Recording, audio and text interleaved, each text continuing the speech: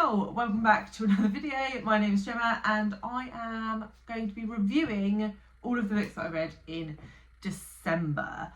So this is very late coming to you. This probably isn't going to go out until like the last day of January, maybe even the beginning of February, depending on how much editing time I get this evening. But alas, it is here and I have some really amazing books for you, 3 5-star reads in December. But before we get into the books, just to let you know, I'm going to be changing the way that I do wrap-ups in 2025. So this will be the last monthly wrap-up and then I will move to a recent read type format. And the reason for that is because I'm going to be doing a lot more sort of project type reading and reviewing. So stuff like the BookTube Prize, I will read the books in a category and then I will rank and review them for you. So I won't repeat those books in a wrap-up. So wrap-ups, or recent reads as they will be going forwards, will consist of basically any books that fall outside of the projects that I'm doing. So obviously there'll be like the Women's Prize and probably the Booker Prize and maybe other prizes, depending on how much reading time I get and which books get prioritised and what projects are running all the time and all of those sorts of things. But yeah, so I wanted to finish off 2024 with the last wrap-up. And then we'll move to the new format from here on out. So, unless anyone is like violently opposed to that, then let me know in the comments. But I think that will make more sense rather than doing the same review for the same book several times. Okay, so 11 books in December, and we have everything from a 1.5 star up to, as I said, 3 5-star reads in December. So get your notepad out for the good ones and enjoy the saltiness. I know some people come specifically for the saltiness, so there will be a tad of that at the beginning of this video, because I always review from worst to best, and we definitely had some worst. Starting with actually my worst book of second worst book of the year. I have done all the salty reviews in one video with my worst books of the year video, so I'll leave that link below for you if you missed it. But we're going to start with This One Sky Day by Leonie, which I gave 1.5 stars. I have done a solo review for this because it was part of my 40 in 40 project. 40 before 40, sorry, 40 books before I turned 40. And this one was recommended to me and I really hated it. I really detested this book. So we're set on an island, the island of Popisho, and this book is in fact titled Popisho in the States, maybe other countries. And we follow a cast of characters who are on this island and they all have magical powers of some description. And we follow them over the course of one day. And it's a very significant day on the island because it is a day when all the women's vaginas fall out.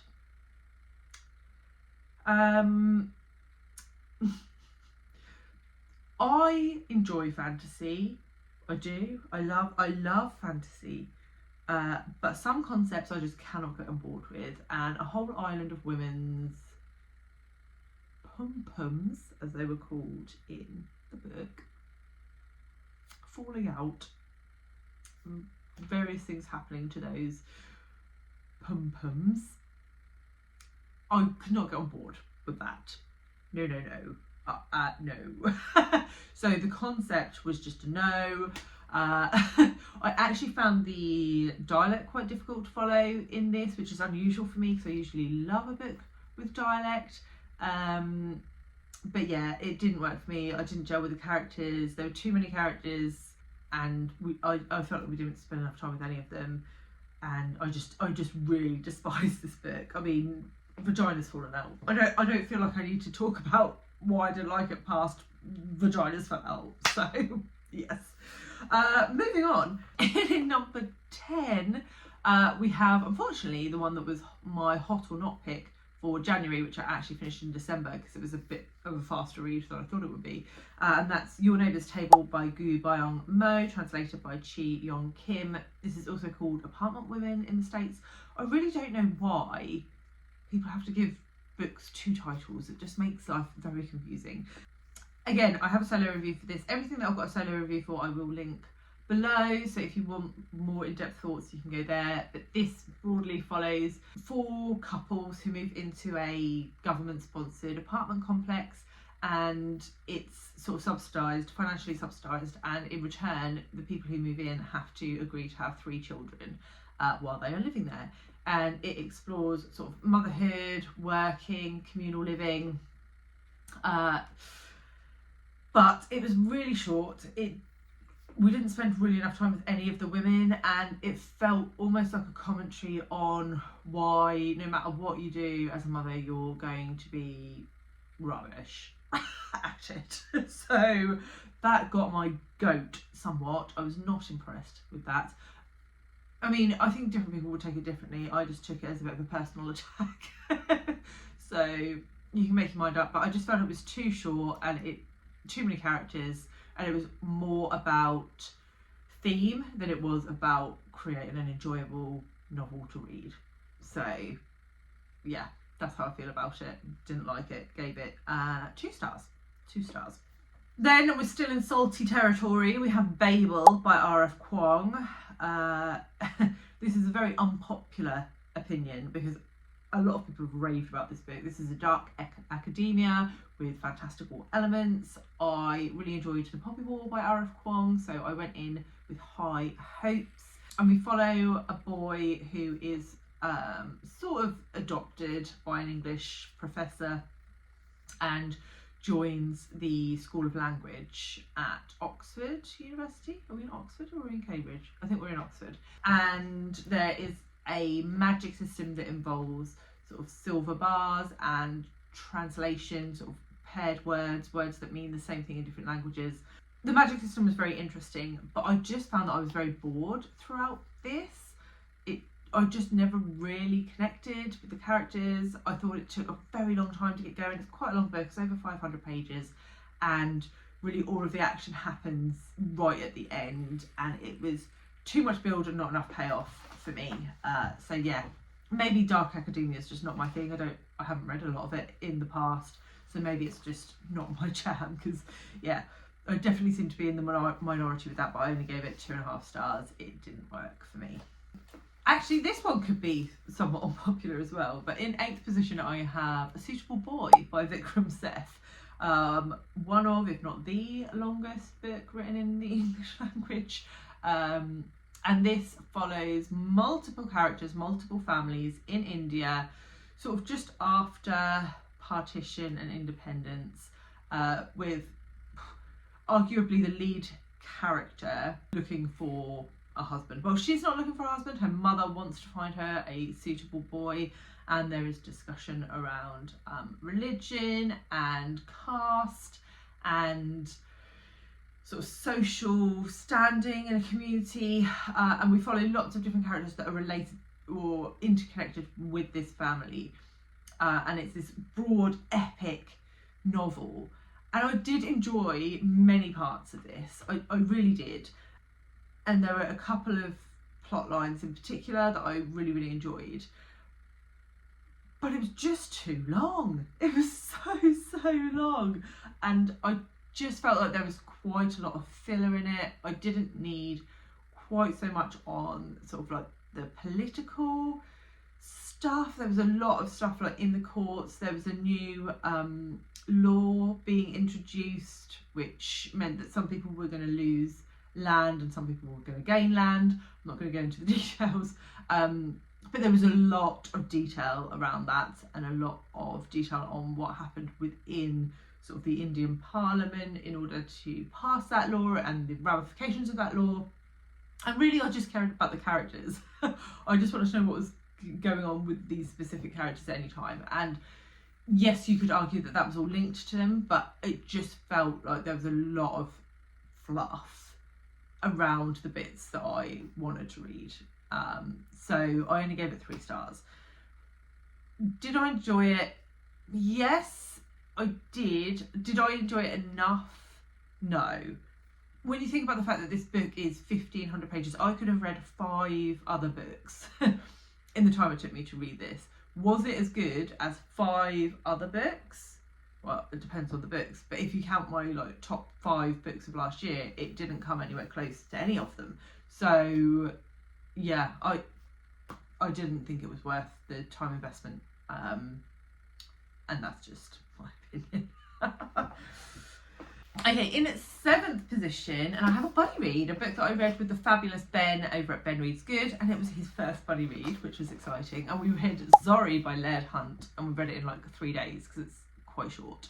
And this follows the titular character of Zorrie, and it's really just a very quiet novel about her life, about sort of the tragedies and the joys and just everything that made up her life. She didn't have an easy life, but there were parts of her life that were happy, and there were parts of her life that weren't, and it was about just the fact that that is life. You know, you go through these things, there are ups, there are downs, but I very much enjoyed Zorrie's character.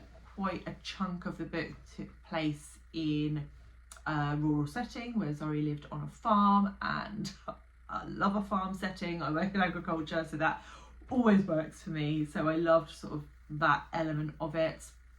Zorrie was a very likeable character that you sort of rooted for. She wasn't perfect, but she was very likeable, and her interactions with other people was very interesting. So yeah, overall I really enjoyed it, though I do feel like it's a little bit on the forgettable side, because nothing happens and everything happens. There's a life, that lots of things happen, but there's no main plot, no sort of drive to a point, you know. But I really enjoyed reading it. I really enjoyed reading it with Ben, and I would recommend it if you're looking for just something calm and easy to read. The writing style was beautiful. So yeah, I enjoyed it. I gave it 4 stars, but I do feel like it's on the forgettable end of the 4-star spectrum. Next up I have Intermezzo by Sally Rooney. So this is a very popular book this year, or last year when it was released, but I expect it will continue to gain momentum as we move through 2025. This is my first Sally Rooney, and a lot of people have been loving this book. A lot of people have been saying it's her best work. So I was keen to try her. I have been meaning to try for a while. I thought, right, okay, let's try her newest book. And this follows 2 brothers, and at the very beginning of the book, their father dies. And or actually before the book starts, their father dies, and we sort of pick up just after their father has died, and we look at their interaction with each other, their interaction with the world, the impact that loss and that grief has on their lives. And it's a very, again, it's almost plotless, but it's not, because it's people's lives. But there isn't a driving force really through this. I would say it is very much about relationships and interaction with people, and self-growth and self-knowledge and self-understanding, and how that can change your view of the world and yourself and the people that you love. And I think that Sally Rooney did a fantastic job of that. I really enjoyed it. It's one of those books that carries you through it, and you kind of just sink into the writing and these boys' lives, men's lives, and you kind of, by the end of it, you feel like you know them, like you're their friend. It is very well written. I really, really did enjoy it. Is it the best book I've ever read? No, but I think that Sally Rooney has been so overhyped that I'm not sure. I don't know, if I'd never heard of her, whether I would have rated this higher. I had very high expectations going in. I don't feel like they were completely met, but I did have a good time reading it. I hope I've explained that well. So yes, I would recommend it. It's a great book, but it isn't like one of the best books I've ever read. Next, in 5th position, we have Flowers for Algernon by Daniel Keyes. So this was another of my 40 books before 40, and I do have a solo review for that. And this, if you are unfamiliar, this is a very popular book. I think it's on a lot of curriculums in the States, but not in the UK. So I had not heard of this till I was an adult, and it follows a young boy, Charlie, who has a low IQ, learning difficulties, learning disabilities. It's never really defined in this book, set in the 60s. I think it was written in the 60s, and so those sorts of things perhaps weren't as well explored as they are now. But Charlie is offered the opportunity to undergo brain surgery to improve his IQ, and he undertakes this surgery at the beginning. This surgery has been performed on a mouse called Algernon ahead of Charlie's surgery, and all looks well. And so we sort of see what happens post-surgery with his intelligence, and it explores a lot of themes around consent and emotional intelligence and academic intelligence, and what people should strive for in life. Is intelligence as important as perhaps we think it is? I don't know. A lot of things were explored, and it was really good. It's quite sad. It's very short. It packs a punch. It's all told in progress reports, so almost like a diary from Charlie's perspective. So the change in language and the change in vocabulary, etc., as we go through the book is really cleverly done. I loved it. I thought it was fabulous. I had a few minor issues with it, but on the whole, it's a brilliant book, and I would definitely recommend that you read it if you haven't. Yeah, great book. Okay, then we move into 4.5 star territory, and we have Hum by Helen Phillips. So this was my hot or not pick for December. So again, I have a solo review, and this book was so good. I can't believe this isn't getting more hype than it is.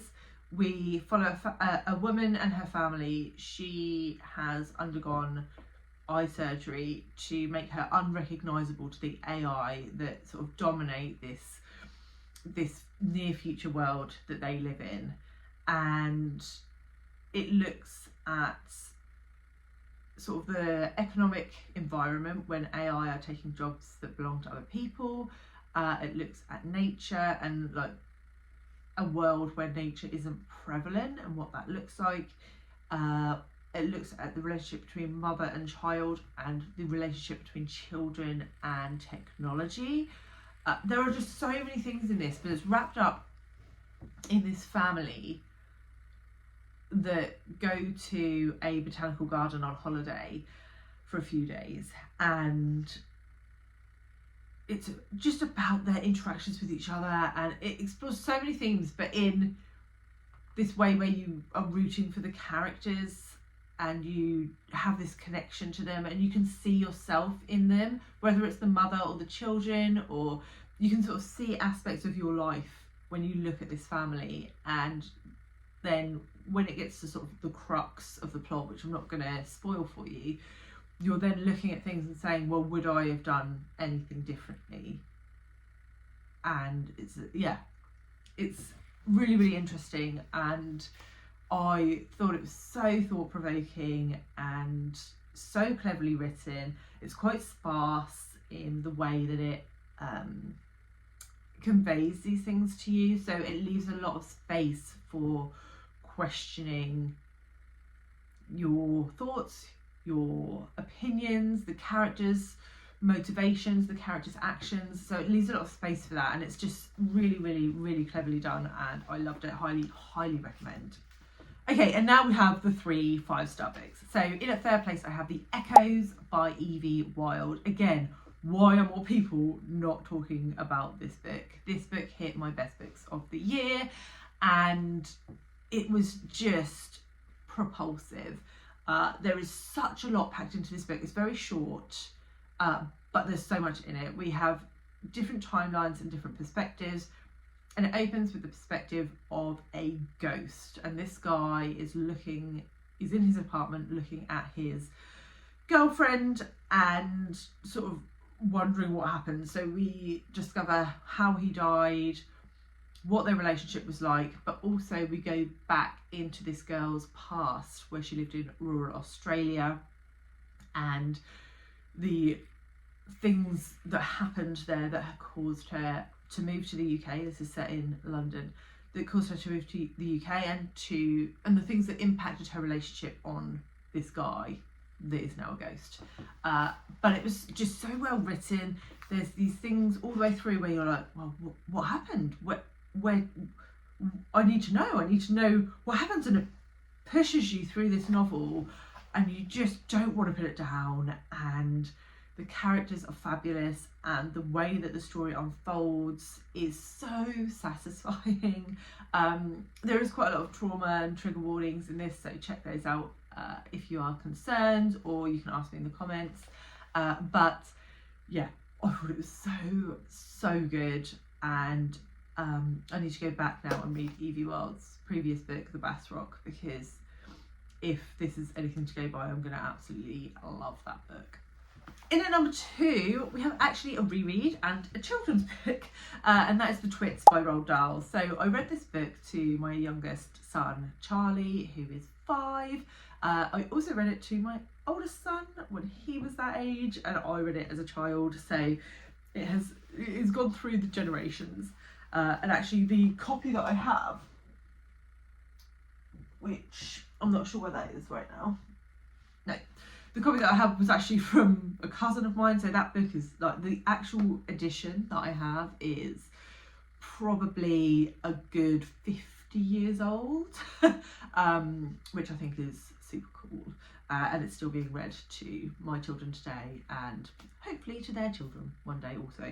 But I don't think I need to go into the premise of the Twits, two very, very horrible people, and what they do to each other, and what they do to particularly a cage of monkeys and that live in the garden, and the birds that come to their tree.